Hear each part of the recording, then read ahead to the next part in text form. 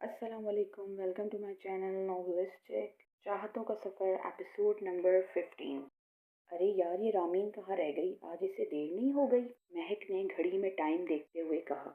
हाँ यार, अब तो पीरियड भी शुरू होने वाला है। वो तो इस वक्त तक आ जाती है, कोमल ने तबसरा करते हुए कहा। 9 बज रहे हैं। मैं कह रही हूँ हम चलते हैं। वो आ जाएगी डायरेक्ट क्लास में, सहरिश ने मशवरा देते हुए कहा।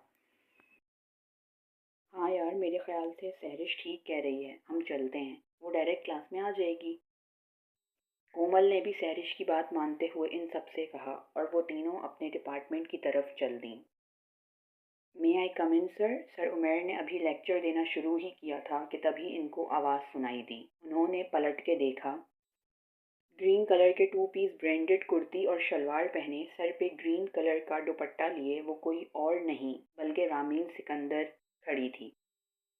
रामीन को देखकर सर उमैर समेत पूरी क्लास शॉक्ड रह गई थी।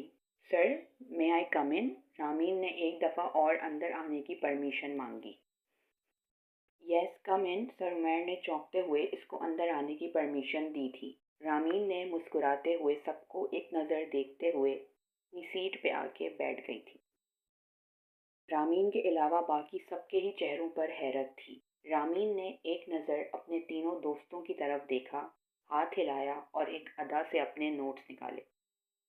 इसकी सहेलियां एक दूसरे की शक्ल देख रही थीं और इन्हें क्या किसी को भी यकीन नहीं आ रहा था कि इतना बड़ा मौजज़ा हो कैसे गया। बात ही इतनी हैरत की थी, वो रामीन सिकंदर जो हमेशा से जीन्स और टॉप में रहती थी। इसके अलावा इसने आज तक कभी शलवार कमीज़ नहीं पहनी थी।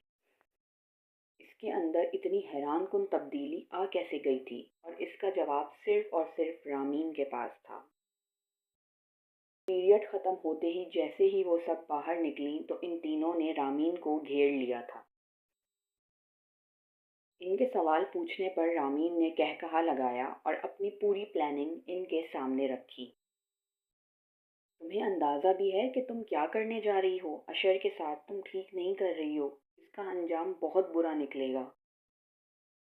तुम इसके जज्बात के साथ खेल रही हो, ऐसा मत करो, महक ने इसे समझाते हुए कहा। और इसने मेरे साथ जो किया वो सब ठीक था? रामीन ने गुस्से से कहा।